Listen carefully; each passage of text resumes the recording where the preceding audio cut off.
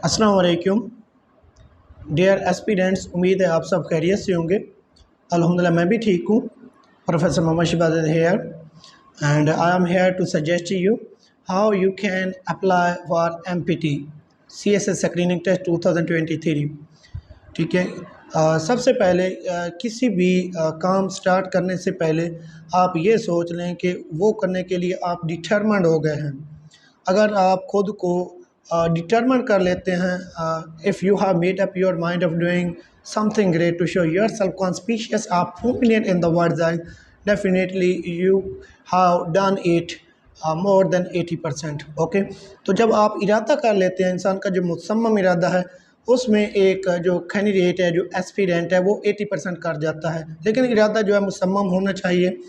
अगर आप कोई काम स्टार्ट करते हैं और उसको दरमियान में छोड़ देते हैं तो इसका ये मतलब है कि आप ये सोचें कि आपने ये काम किया ही क्यों था। अगर ये दरमियान में छोड़ना था तो ये किया ही क्यों था। और इंसान जो है शिकस्त खाने के लिए नहीं बनाया गया। आप जो चाहें कर सकते हैं। Each and everything in this world is possible if you have desire of doing something great. Okay, so आपका जो MPT है CSS स्क्रीनिंग टेस्ट, ये स्टार्ट होने जा रहा है 8 अगस्त को, और ये होगा, आपकी जो एंडिंग डेट होगी वो होगी 22 अगस्त।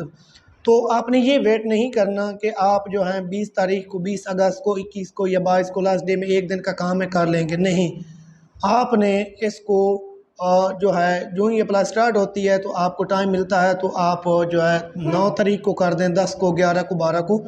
तो इस तरह आप ट्राई करें जल्दी से जल्दी करने की, क्योंकि बाद में ये लास्ट टाइम भी ऐसे ही हुआ था कि बहुत ज़्यादा कैंडिडेट जो है वो उनका अप्लाई नहीं हो रहा था, इवन के उनको 6-6 घंटे भी लगे और वेबसाइट बहुत ज़्यादा बिजी थी।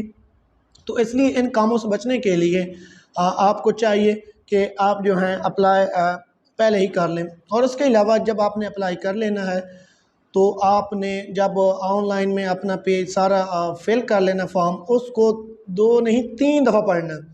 दोबारा वापस जाना है। अगर तो आप खुद कर रहे हैं तो आपने खुद 3 दफ़ा पढ़ना है। अगर आप किसी कंप्यूटर वाले से अप्लाई करवा रहे हैं तो आपने उसको कहना है भाई एक दफ़ा फिर ये दोबारा रीड आउट कर लें कि इसमें कोई मिस्टेक तो नहीं रह गई। तो ऑब्वियसली आपकी जो है दोबारा पढ़ने से आपको पता चल जाएगा आपकी कोई मिस्टेक या उसमें गलती जो है नहीं हो गई, क्योंकि आपका वहाँ पे कितना टाइम लगेगा, यही 20-25 मिनट या आधा घंटा लग जाएगा। तो अगर ये रिजेक्ट होता है तो ऑब्वियसली आपको पता है कितना आपका लॉस होगा। अप्लाई करने के बाद आपने जो एप्लीकेशन फॉर्म आपको मिलेगा वो आपने संभाल कर रखना है। वो जब आपने अपना ये क्लियर करना है, MPT टेस्ट देना है, पास कर लेना है, और पास करके आपने जब आगे फिर CSS के लिए अप्लाई करना है तो तब वो आपके काम आएगा, क्योंकि वहाँ पे कोड होता है, वो भी आपने आगे कोड देना है। तो आपका ये रिज़ल्ट के जो मार्क्स हैं वहाँ उनको पता चलेगा ऑनलाइन आपने ये क्लियर किया है, तो फिर आपकी अप्लाई होगी। और उसमें आपका जो चालान फ़ी है जो आपके 250 होंगे, 250, वो भी आपने अपने पास चालान फ़ी भी रखनी है जब तक आपने आगे CSS के लिए जो है रिटर्न के लिए अप्लाई नहीं करना। और अप्लाई करने का ये तरीक़ाकार है कि आपने सबसे पहले आपने खुद प्रिंट आउट निकालना है जो आपकी FPSC की जो वेबसाइट है, तो उसके ऊपर आपने उसको फिल करना, अपना नेम लिखना है, या आपने अगर नेम लिखा हुआ होगा मेंशन जो आपने वो लिखना है, तो आपने साइन करने हैं और आपने नेशनल बैंक में उसको सबमिट करवा देना है। उसके बाद उसकी जो आपको ट्रांसक्रिप्ट मिलेगी उसके जो है आपने वो भी पेश करनी होगी साथ में जब आप अप्लाई इसको करेंगे।